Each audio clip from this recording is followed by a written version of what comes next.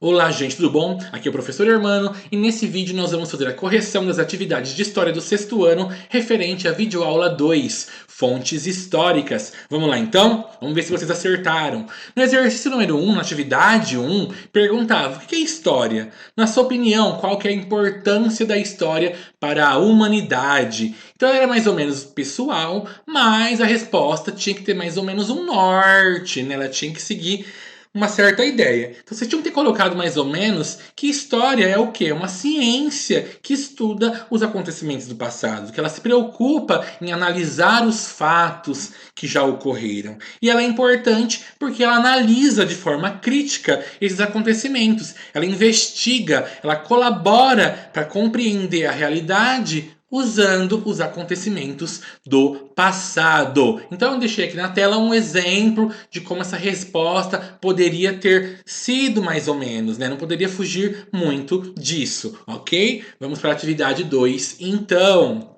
Na atividade 2, eu queria saber qual que é o papel do historiador no estudo da história. Que materiais que ele usa para realizar suas pesquisas.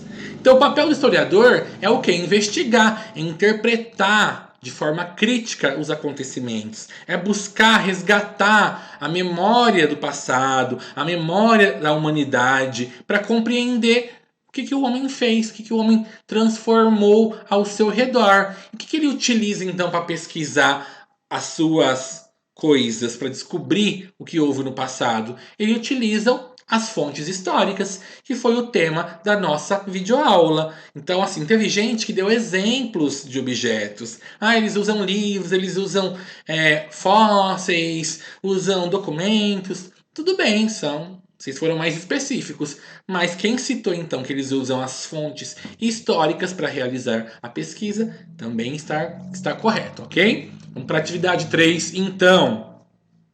Na atividade 3, vocês tinham que classificar as opções abaixo se elas eram fontes históricas materiais ou imateriais. Era só colocar na frente de cada coisinha, de cada item, que tipo de fonte era. Então, lendas é imaterial ou é material? As lendas é uma fonte imaterial, porque é algo que vai passando de geração a geração. Não tem como pegar, segurar uma lenda, né? Ela não é material, ela é imaterial. Ela passa tradicionalmente de um povo para outro, de uma pessoa para outra. A mesma coisa com a letra B, com as canções. Também não tem como pegar uma canção, né? Dá para registrar ela num papel, ok, mas uma canção é uma fonte imaterial. Ela fica na memória das pessoas, na memória coletiva, quando você escuta ela em algum lugar e canta depois. Os brinquedos de qualquer época que seja, é um exemplo então de fonte material, foi produzido pelo homem, é palpável, dá para pegar, segurar. Fotografia também é um tipo de fonte material, é a mesma lógica do brinquedo. O homem segura a fotografia, ele imprime ali, né? Produz aquele material, dá para pegar. Depoimentos, ou seja, quando uma pessoa fala algo sobre o passado com outra, a fala, esse depoimento é imaterial, também não se pega. Livros. Livros é o exemplo de fonte material. O homem escreveu, imprimiu esse livro, né? Publicou ele, então ele é uma fonte material. E para finalizar, então, a letra G, os conhecimentos medicinais. É imaterial, porque o conhecimento, não dá para você pegar o conhecimento. Ele vai passando, né? De uma pessoa para outra. Então, se alguém sabe usar algum remédio feito de plantas da natureza, alguma coisa desse sentido, é um exemplo de conhecimento medicinal e material. Atividade 4. Vocês tinham que diferenciar arqueologia de paleontologia. A gente viu então na aula que muitas pessoas confundem essas duas ciências.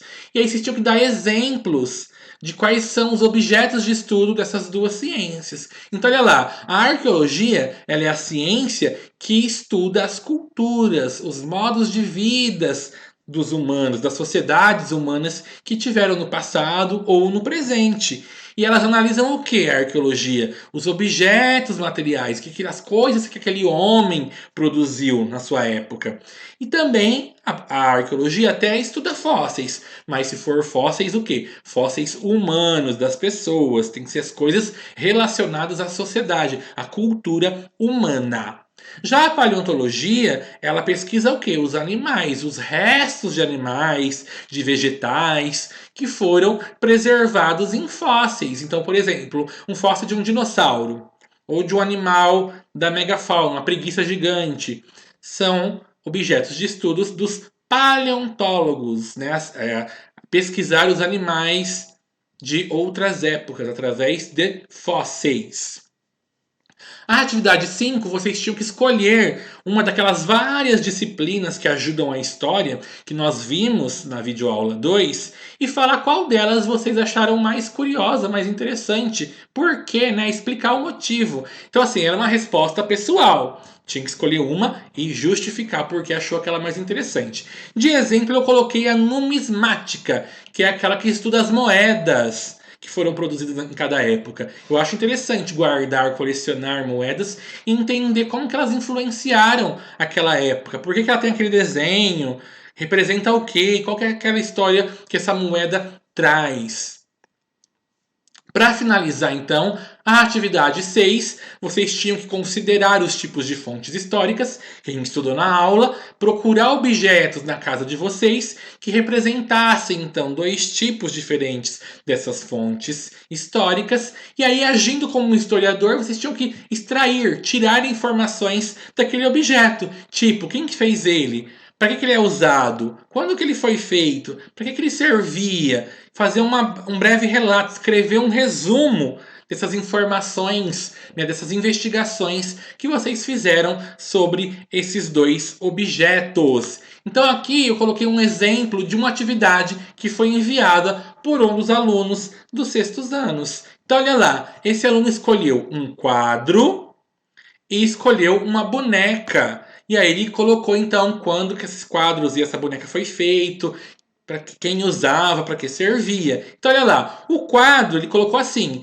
o quadro é uma ilustração de uma serenata, pertenceu à minha avó. Ela o comprou no final da década de 60. Não foi possível localizar o autor. Uma pintura ou ilustração é um tipo de fonte iconográfica. Então ele colocou lá, quando foi feito o quadro, por quem ele não conseguiu achar, mas ele explicou que tipo de fonte que era aquela, que era uma fonte iconográfica, um ícone, uma pintura. Já a boneca, ele colocou mais informações. Ó. Essa boneca se chama Mãezinha e pertence à minha mãe. Foi lançada no Brasil em 1971 pela fábrica de brinquedos Estrela. Mãezinha mede 55 centímetros e tinha um bebê de 15 centímetros. Foi a primeira boneca da Estrela a usar cabelos com Maria Chiquinha com fitas. Essa boneca é um exemplo de fonte material. Então olha que bacana, né? No caso, esse aluno mandou foto dos objetos. Teve alunos que não mandaram a foto do objeto, só relataram o que encontraram de interessante, quando foi produzido, por quem, para que servia, ok? Então, essa foi a nossa correção da nossa videoaula 2.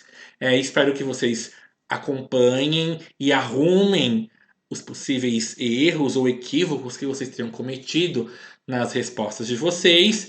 Gostaria de agradecer a participação e o empenho de todos os alunos, dos pais, familiares e responsáveis que têm colaborado também no desenvolvimento das atividades das crianças. Então, que essa quarentena acabe logo e a gente se encontre o mais breve possível. Até a nossa próxima videoaula ou até a nossa próxima correção. Tchau, tchau!